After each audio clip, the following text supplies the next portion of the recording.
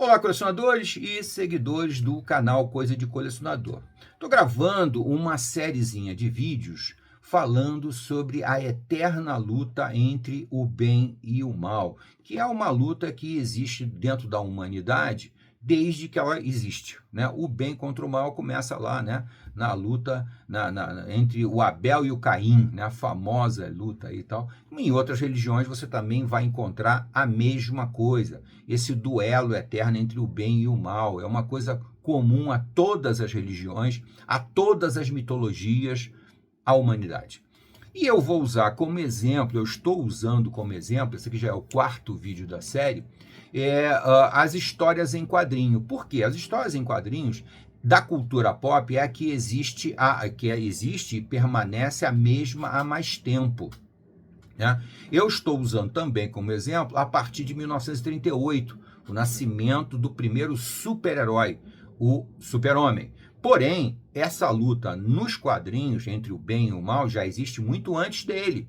Tá? Desde os anos 20, mais ou menos, já existe. Né? Personagens como, por exemplo, o Flash Gordon já era um herói que combatia a vilania, né? Tarzan, etc. Muito bem. Mas eu estou usando esse exemplo porque esse exemplo é mais fácil de quase todo mundo entender. E o maior ícone do combate do bem contra o mal é o super-herói e o super-vilão. Porque quando nasce o super-herói também nasce o super-vilão. Né? Muito bem. Citei no primeiro vídeo os anos mais inocentes, que são os anos da DC Comics, dos personagens da DC Comics, lá entre 40 e 60. Depois citei a fase do Stan Lee, entre 61 e 80, mais ou menos.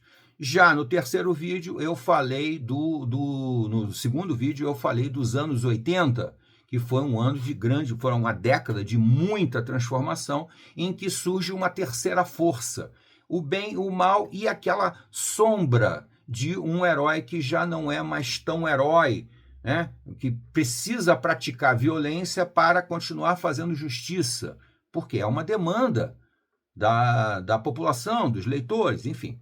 E já falei no terceiro vídeo a respeito dos anos 90, quando essa força sombreada acaba se tornando uma força muito poderosa e atrai para ela, concentra para ela o bem e o mal, e que se transformam numa coisa só nos anos 90. Os anos 90 consolidam essa ideia de que não existe bem, não existe mal. É tudo a mesma coisa. O ser humano é isso, tal. É uma visão muito negativa do ser humano, né? E que eu acho que não corresponde muito à realidade, mas foi o que se consolidou, inegavelmente, nos anos 90. Se você assistiu o nosso terceiro vídeo, você vai entender os anos 90. Nesse vídeo aqui, nesse quarto vídeo, eu quero falar sobre o que veio depois. A partir dos anos 2000, o que acontece a partir dos anos 2000?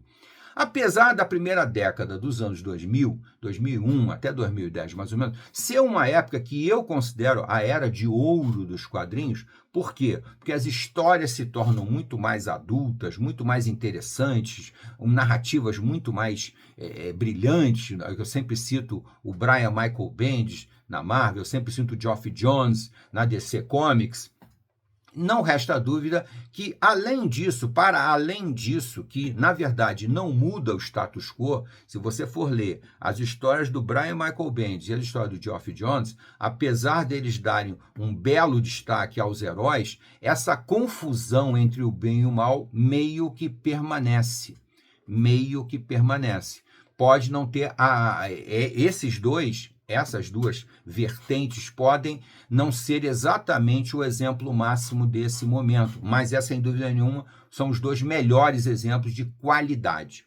Porém, paralelo a isso, enquanto esses dois não mexem no cerne da questão, não separam o bem do mal, apenas mantêm as coisas como estão, existem outros movimentos, outros criadores, outras edições que fazem exatamente o contrário, que exageram no culto à maldade. Se você perceber, aquela confusão que termina os anos 90, muito bem exemplificado, por exemplo, por Stormwatch, da Image Comics, né? Com o Warren Ellis, depois com o Mark Millar, você percebe claramente em que o bem e o mal já não tem mais nenhum contorno, nenhuma definição. O bem pode fazer maldade e o mal pode estar agindo de uma maneira correta. Isso fica muito claro na obra do Warren Ellis e do Mark Millar, por exemplo.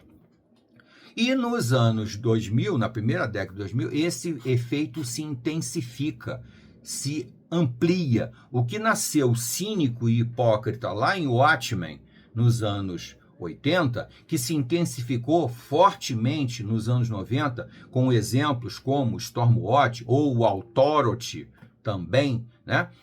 Você vai ver amplificado de uma maneira bem definida a partir dos anos 2000, com, por exemplo, a série The Boys. The Boys talvez seja o exemplo máximo de quando o mal vence o bem. O mal passa a ser a regra e não existe mais o bem em The Boys. Não existe. E tem outros exemplos, né? Tem exemplos de criações do Mark Millar também que vão pelo mesmo caminho. O personagem principal não pode nem mais ser chamado de herói. Não pode mais ser chamado de herói. Porque ele faz tanta coisa imprópria, inadequada, moralmente errada e constrói uma ética completamente pervertida que já não pode nem mais ser chamado de herói ou super-herói. Não pode mais ser chamado isso. Ele é meramente um sujeito comum que tem superpoderes.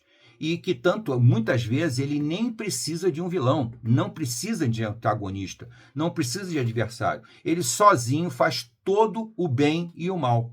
Às vezes ele acerta, às vezes ele erra e por aí vai. Os exemplos estão por aí à vontade para qualquer um perceber. E, finalmente, a segunda década de 2000 consolida esse negócio. E a gente percebe claramente que o bem sucumbiu.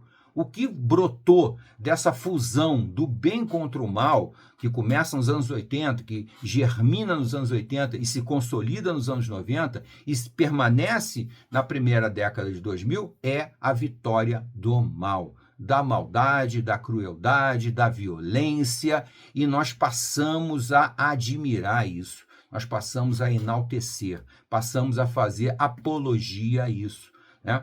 Tanto é que hoje em dia é muito comum, mas extremamente comum, eu receber perguntas como: quem é seu vilão favorito? Eu prefiro os vilões aos heróis. Isso é outra frase muito comum. Você pode ter certeza que várias pessoas, se você mesmo já não pensou dessa forma, você já conhece várias pessoas que já pensam dessa forma. Os vilões são mais legais que os heróis. Os vilões são mais interessantes do que os heróis. Por quê? Porque passaram a romantizar a vilania, romantizar a maldade. Isso é claro, perfeito, óbvio. Como uma série como The Boys. The Boys é um absurdo. É uma imoralidade, no sentido bem amplo da palavra imoralidade. Porque destrói todos os valores humanos possíveis. Você, de um lado, tem personagens que pertence a uma entidade, a uma empresa, que meio que simboliza os governos, tal, não sei o quê, que mantém, entre aspas, a justiça, a paz e a ordem. Do outro lado, você tem um outro grupo que presta tão pouco quanto o grupo que é intitulado protetor da humanidade, que é tão podre, é tão ruim, é tão escrachado quanto os outros. Quer dizer, no final das contas, o herói desapareceu completamente. O que hoje em dia nós temos é um combate entre personagens poderosos, que têm superpoderes, mas que, na verdade, não têm caráter nenhum e vivem uns contra os outros meramente por questões pessoais. As lutas dentro do The Boys não tem nada a ver com defesa da humanidade, da justiça, não, tem a ver meramente com os interesses dos personagens que vivem aquele confronto eterno por motivos meramente pessoais. Essa é a conclusão, infelizmente, dessa luta eterna entre o bem e o mal, pelo menos dentro da cultura da cultura pop, principalmente, tá?